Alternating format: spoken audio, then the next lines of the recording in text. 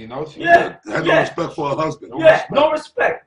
But she said, hold thy peace. In other words, you shut the hell up. And deceive me not. You shut up. Don't lie to me. You know?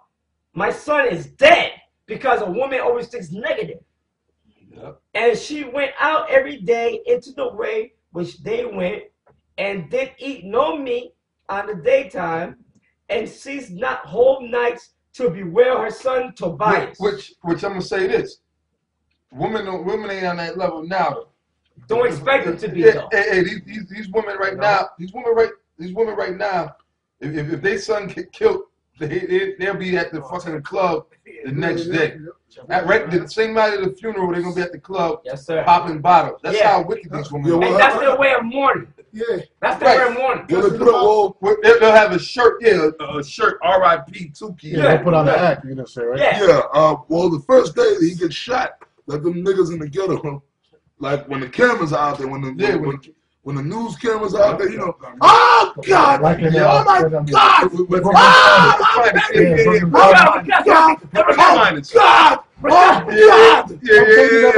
Can I bring this up? They made a movie about that. Don't be a menace in South Central while drinking your juice in the hood. Yeah. What the Wayans brothers' sister. In the beginning of as soon as the movie starts, okay, there's a nigga that come out with a birthday cake. And the nigga goes, happy birthday, homie. And the nigga goes, for me? He's like, yeah. Happy birthday, my boy. He said, for me? He's like, yeah, it's your birthday. Make a wish. As soon as the nigga went to blow on the candle, a nigga came behind him and popped him, right? Killed him. So and then one of the Wayans brothers' sister, you know, the man one that used to be in Living Color, she came out, oh no, my baby, oh my baby, he's dead. Then the nigga that was holding the fucking, had the birthday hat in the cake, the nigga said, yo, miss, that ain't your baby, it's not. Oh shit, what the fuck him then? So it's showing you that that's the curses of Israel right there. But the niggas don't in other words, their mind, that portion of their mind ain't open to realize that. This is what we're reading right now. In other words, this is what we're reading right now, man. So, in other words, these women, as soon as they hear some bad tidings that somebody got into an accident, automatically they're thinking the worst. Yo, he's dead. Fuck it. Yo, don't tell me that he's alive because he's dead. No. Let's read on, you know? It says, but she said, hold thy peace and deceive me not. My son is dead. She ain't even prayed to the Lord to say, oh, Lord, please, I hope that he's alive. You know? Negative, man. And she went out every day into the way which they went, and did eat no meat on the daytime, and ceased not whole nights to bewail her son Tobias, until the 14 days of the wedding were expired. Remember now when you brought that up, something about what, 5 to 15 days of marriage, because that was a tradition, you know. In other words, that was how long a ceremony would last. Right. Which technically that was 2 weeks, because a week is 7 days, and 2 times 7 is what? 14. On the 14th day on the 14th day at evening would be the 15th day. Right. Which Reguel had sworn that he should spend there. Then Tobias said to Reguel, let me go, for my father and my mother looked no more to see me. And, you know, they could read the rest of that story. Pretty much I was trying to bring out the point about the marriage. Yeah, in other words, a full 2 weeks. As you read on it, right, it tells you that they had a reception, as they call it today. Right, ceremony. A feast, which lasted up to 2 weeks. A wedding reception. When you read about Sarah and Isaac, I mean Rebecca and Isaac, pardon me, they had a reception. Right. You know, they had a ceremony. Yeah, same thing. So that was in the scriptures, man. You know, it wasn't like nowadays, and it's all bullshit. Nowadays it's all one night. Yeah. You have a little reception. The bride might dance. They might play, like you said, they play the ribbon in the sky at first. It started off. Then they start playing "Drop It Like It's Hot" or some shit. Yeah. You know, it's all bullshit, man. It's all it's bullshit, brother. Yeah. It's all about money, man. It's all about money and show. To show, look, everybody know now that I got an actual ring and I wore an expensive dress. And so now these bitches that were hating on me, now they can be jealous because I actually did it. But then 2 weeks later, they get into an argument and then they fucking divorce. And it's like, now what? All that money, thousands of, because you know who pays for that fucking wedding in this world? Guess who pays for that wedding? The father. No, the father of the husband. It gives his groom away. Right. Which you know why? Or not. Exactly. I mean, but in a sense, because these women you got nowadays, you gotta pay somebody to take these fucking hoes, man. And these women are so damn wicked, man. And in the past, you would pay money for you would buy the bitch, so to speak, and she was your wife. Yeah. Nowadays, shit, the father gotta give her away and pay you some money. Ain't that fucking because these women are so goddamn wicked and wicked as hell, man. They flipped it backwards. They flipped it back. Yeah. Read the rest of this. It says, because they're worthless. Yeah.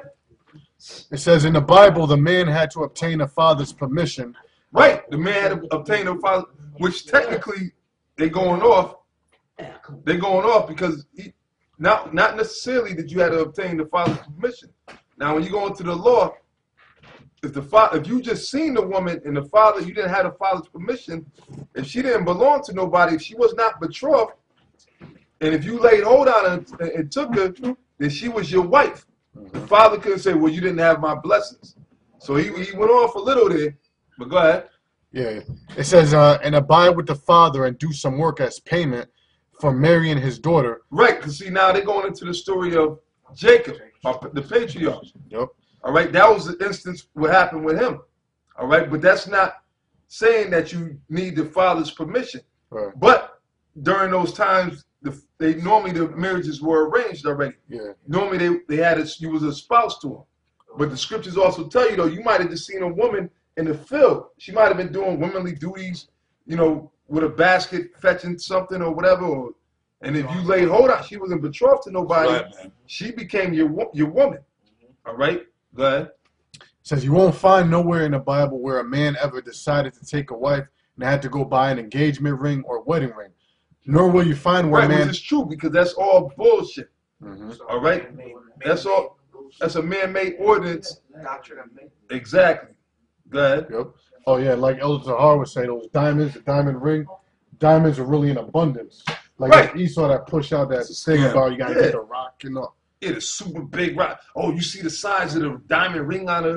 It's all a scam, man. It's all a scam, man. We don't, brother. It says, nowhere you find where a man had to acquire a marriage license, nor will you find where a man had to go before a preacher or county clerk or sheriff or county judge just to be married. This is true. That's not in the scriptures. Mm-hmm. Go ahead. This pagan doctrine was instituted by the devil to replace... So-called white man. Yep. Which is the devil. That's right. The devil that he is. To replace the parental right of the father with the philosophy of man. Why do you think the man is sought after for child support and spouse support? The government knows how to break down a man and replace him with welfare and child support as being his children's father. They do as Satan did with Eve and put the woman over the man, therefore crippling him not only financially but spiritually by putting him in a position as the weaker vessel and subject to the authority of his wife. That's totally against the order of the Most High. Yeah. So which basically we've been telling you that for the longest, man.